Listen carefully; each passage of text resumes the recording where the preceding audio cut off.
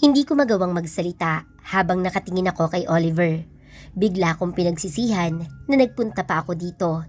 Ngayon ikaharap ko ang taong iniiwasan at kinatatakutan ko. Kung pagmamasdan si Oliver ay parang walang kakaiba sa kanya. He still looked like the man I used to love. Unti-unti, ang mga mata niya ay naging matalas nang mapagmasdan ang pagkakahawa ko kay Lucy. Itatakas mo siya? Pahayag ni Oliver. Kalmado iyon pero lubos na mapanganib sa aking pandinig. Napakurap ako bago nagsalita. Oliver, makinig ka. Tama nga ako. Itatakas mo siya. Then what? Ipapakulong mo ako, ganun ba? Oliver, hindi. Hindi ko na natapos ang sasabihin nang hilahin niya ako dahil doon ay nawalan kami ng balanse ni Lucy. Napaupo si Lucy sa sahig at ako naman ay mahigpit niyang hinawakan sa braso. Nanlaki ang mga mata ko nang mapagmasdan ko ang nagbabagang tingin niya sa akin. Huwag kang makikialam sa amin, Angela. Bakit mo tinutulungan niyang babaeng yan? Kung anong lakas ng boses ni Oliver, ay siyang lakas din ng tibok ng puso ko. Nanginig na ako sa takot sa nakikitang galit niya. Tama ba si Lucy sa sinasabi niyang, kaya ko si Oliver pakiusapan? Oliver, please, pakiusap ni Lucy sa asawa. Tumahimik ka, puro ka nalang pakiusap. Singhal ni Oliver sa kanya. Anong nangyayari sa'yo, Oliver? Hindi ka naman dating ganyan ah. Lakas na loob na sabi ko sa kanya. Binalingan niya ako at nakakalokong tiningnan. At sino may kasalanan kung bakit ako nagkakaganito? Ilang beses ba ako nakiusap sa'yo? Ang gusto ko lang naman ay magkabalikan tayo at madispatch ako na ang malanding babae na yan. Asawa mo siya, Oliver. Nabiglang putol ko sa kanya na agad kong pinagsisihan nang tingnan niya ako ng masama. Lalong dumiin ang pagkakahawak niya sa braso ko. May pakialam ka na ngayon kung asawa ko siya? Anong pinagkaiba noon ngayon, Angela? Kahit noon man ay may asawa ako, pero okay lang sa'yo. Nasasaktan na ako sa pagkakahawak ni Oliver sa akin, pero tiniis ko iyon. May asawa na rin ako, Oliver. Kaya kong tanggapin, Angela. Sumama ka ulit sa akin. Bahagya pa niya akong niyugyog. Napatingin ako kay Lucy, nabakas ang sakit sa mga mata. Paanong nasasabi ni Oliver iyon sa harapan ng asawa niya? Sinundan ni Oliver ng tingin si Lucy. Kung ang babaeng yan ang iniisip mo, huwag kang mag-alala dahil ayos lang sa kanya. Tutal, isa pa rin manloloko yan. Ibabalik ko na lang siya sa lalaki niya. Hindi nagsalita si Lucy. Hindi ko alam kung dahil sa pinili na lang niyang huwag sumagot o dahil nahihirapan siya sa mga bugbog na tinamo niya. Nagulat pa ako nang buhat sa braso ko ay hinawakan ni Oliver ang kamay ko. Sa isang iglap ay nagbago ang reaksyon niya. Nakikiusap ang mga mata niya sa akin. Please, Angela, ayusin natin to. Bumalik lang tayo sa dati. Mamuhay tayo ng tahimik. Malayo sa pamilya ko. Hindi na natin kailangan makigulo sa kanila. Para siyang ang dating Oliver habang binibigkas ang mga salitang iyon. Naalala ko nung iniwanan niya ako. Sa bawat gabing umiiyak ako ay inaasam kong bumalik siya sa akin at makiusap ng ganito na pagsisisihan niyang iniwanan niya ako. Kung noon siguro, malamang ay tatanggapin ko siya ulit. Pero ngayon, ang gusto ko lang ay tanggapin niyang hindi na kami babalik sa dati. Namulat na ako sa mga mali ko at kahit katiting ay wala na akong nararamdaman sa kanya. I can't. Mahinang usal ko.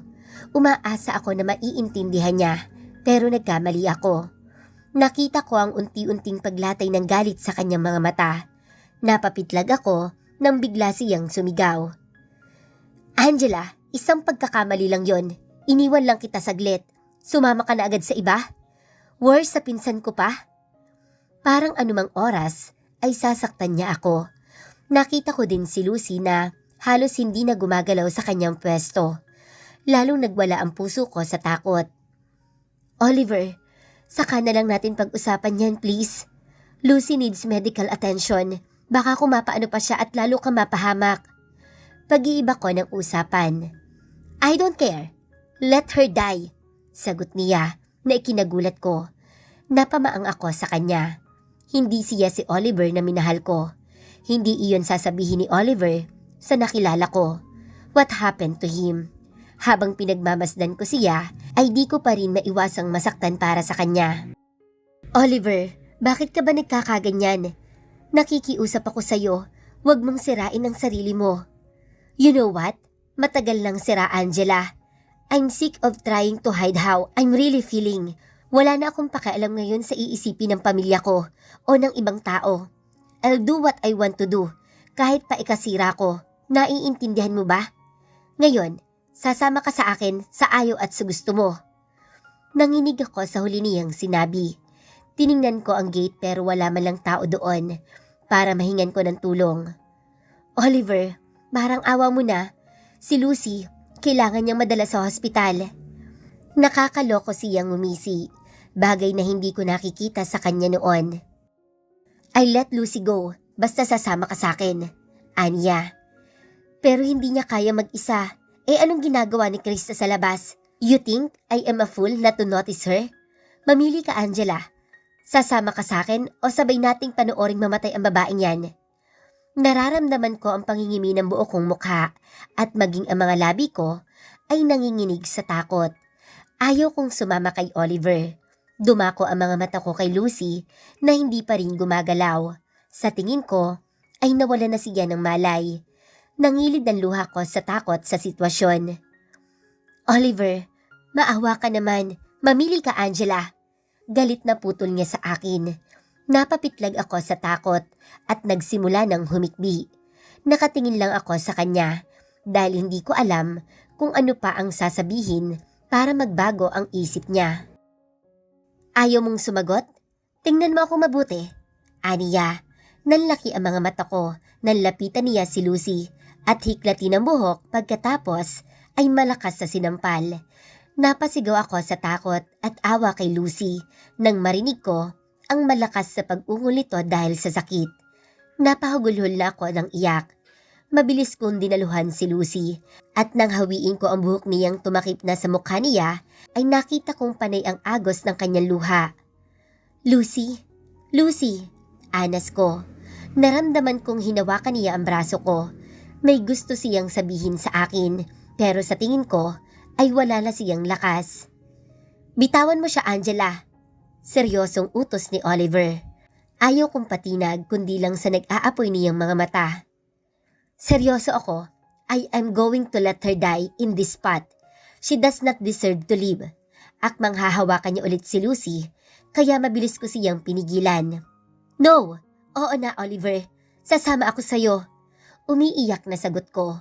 Kay sakit na ng dibdib ko sa kaba, ang isip ko ay na kay Rafael na noon ay walang kaalam-alam sa mga nangyayari. Mabuti naman, hiniklat niya ako sa braso at kinaladkad patungo sa sasakyan.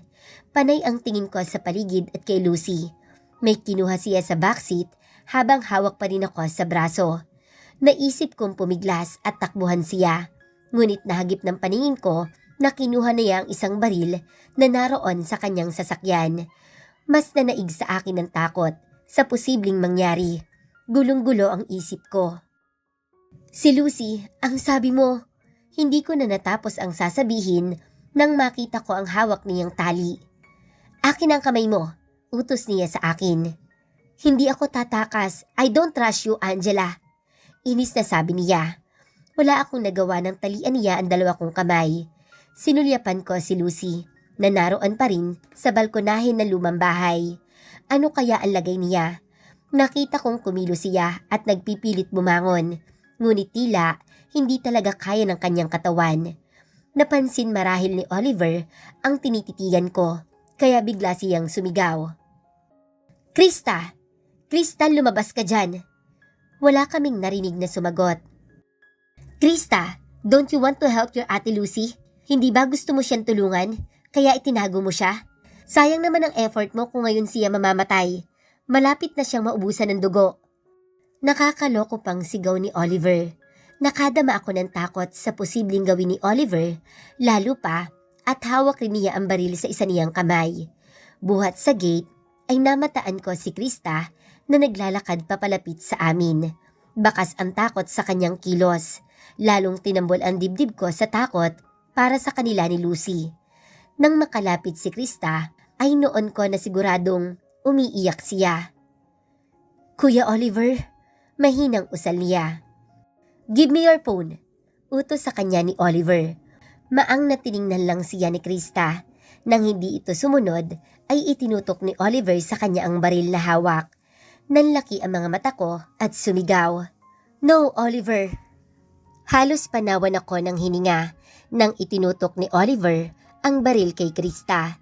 Mabuti na lang at hindi iyon ni Oliver ipinutok. Nangilabot ako nang nakakaloko pang tumawa si Oliver sa harapan namin. "Akala mo ay hindi ko malalaman na ikaw ang nagtakas kay Lucy? Huwag kang nakikialam sa akin, Krista." "Kuya Oliver, please." Mahinang pakiusap ni Krista sa pinsan. "Akin ang cellphone mo. Malamang na itawag mo na yan kay Lolo. Pero pasensya ka na ha, dahil hindi niya ako maaabutan dito. Hindi ako tanga para hindi malamang ipinahahanap nila ako." "Kuya, ikaw lang ang iniisip nila. Nag-aalala sila sa'yo at huwag na tayo maglokohan dito. Alam mong kailanman, hindi sila naging concern sa akin. At kung ayaw mong madamay, umalis ka na. Isama mo na ang basurang babae na yan." Nanlaki ang mga mata ni Krista pagkakita kay Lucy. Napansin ko ding nanginginig ang mga kamay niya nang ibigay niya kay Oliver ang cellphone. Bakas ang pag-aalala sa mga mata niya nang mapatingin sa akin at sa mga kamay kong nakatali. Noon siya napahugulhol ng iyak. "Kuya Oliver, maawa ka. Hayaan mo na lang kami. Anong gagawin mo kay Ate Angela?" Tumaas baba ang dibdib niya sa pag-iyak. "Sabihin mo sa kuya mong magaling, sa akin na sumama ang asawa niya. Sa akin naman siya nung una pa lang. Ipaintindi mo sa kanya na hindi niya kami makikita pa." Noon ako lalong napaiyak. Hindi na kami makikita ni Rafael. Anong pinaplano ni Oliver? Saan niya ako dadalhin? "Parang awa mo na, kuya. Umalis ka na, Krista. Kung ayaw mong madamay, gusto mo ang pagmumodelo, hindi ba?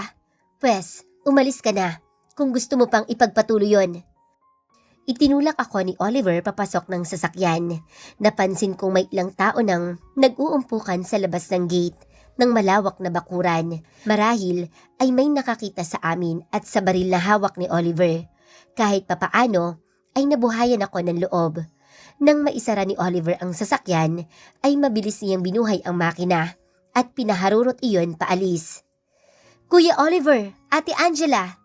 Narinig ko ang malakas sa pagsigaw ni Krista at sinubukan niyang habulin ang sasakyan namin, pero wala siyang nagawa. Maging ang mga tao sa labas ng mansyon ay nagulat sa biglaang paglabas ng sasakyan namin. May ilang guard na naroon but they were caught off guard at muntik pa silang masagasaan dahil sa walang habas sa pagmamaneho ni Oliver. Lahat ng pag-asa kung matutulungan nila kami ay naglaho ng tuluyan nang makalabas ang sasakyan namin sa gate ng subdivision. Noon ako napahikbi. "Why are you crying? Hindi ba dapat masaya ka? Dahil tuwing magkasama tayo, masaya ka. Can't you see? Pinili kita. Iniwan ko si Lucy para sa'yo. Ganun kita kamahal, Angela." Walang anumang sabi ni Oliver. Ano bang iniisip niya? Nababaliw talaga siya kung akala niya ay masaya ako sa sitwasyon ko. Ngunit sa takot ay hindi ko magawang magsalita. Tiningnan ko ang rearview mirror at umaasa na sana ay may nakasunod man lang sa amin. Nanlumo ako nang wala akong makita. "Saan tayo pupunta, Oliver?" tanong ko. "You don't need to know. Ang mahalaga ay magkasama tayo." Paiwas na sagot niya. "I miss you, Angela. Please, patawarin mo na ako kung iniwan kita noon. Kalimutan mo nang naghiwalay tayo. Burahin na natin yon." Nakikiusap ang boses niya at ang mga mata. Gusto kong maawa sa kanya. Minahal ko siya noon. Hindi ko kailanman gugustuhin na makita siya sa ganitong kondisyon. Clearly, may problema siya.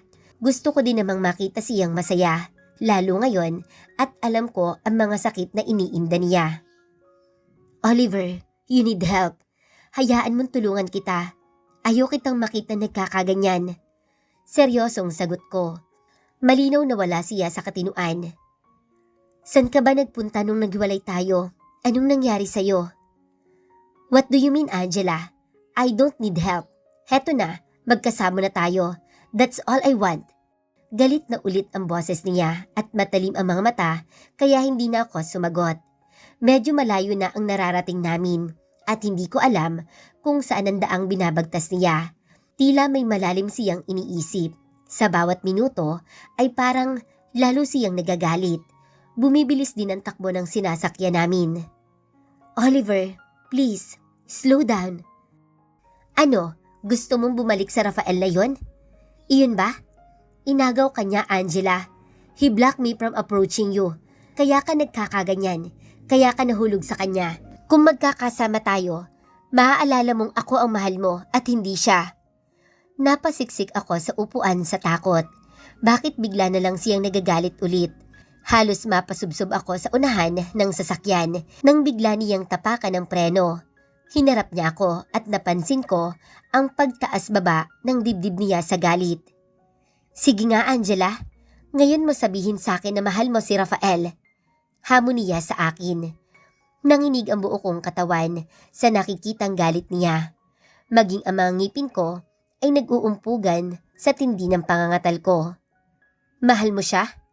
Mapanganib ang boses niya at hindi ko magawang sumagot. Mahal mo ba siya?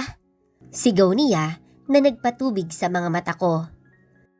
Oliver, asawa ko si Rafael. Napasigaw ako nang maramdaman ko ang malakas sa sampal ni Oliver sa pisngi ko. Walang pagpipigil iyon at dama ko agad ang pangingimi ng buo kong mukha. Hawak ang isang pisngi ay sinulyapan ko siya. Ngunit nanlaki ang mga mata ko nang isa pa ulit sampal ang dumapos sa kabila namang pisngi. Nakagat ko ang pang-ibabang labi at nalasahan ko ang dugo buhat doon. Kay bilis ng tibok ng puso ko sa sobrang sakit ng nararamdaman. Nagtubig ang mga mata ko. Sa isip ko ay nakikita ko si Rafael. Alam kong wala siyang magagawa para tulungan ako ngayon dahil nasa malayo siya. At ako pa ang nagpumilit sa kanyang mag-attend siya ng conference na iyon. Hindi ko napigilan ang mga hikbi pagkaisip ko sa kanya. Don't try me, Angela. Kapag naging makulit ka, ay hindi lang yan ang aabutin mo sa akin. Banta niya sa akin. Saka mabilis na pinaharurot ulit ang sasakyan. Wala akong nagawa kundi ang tumahimik at lumuha. Kung ganito si Oliver, hindi malabong danasin ko ang pinagdaanan ni Lucy. Pinagmasdan ko siya. Ibang-iba na siya sa Oliver na nakilala ko. Asa na ang Oliver na masayahin. Iyong hindi ako kailanman sasaktan.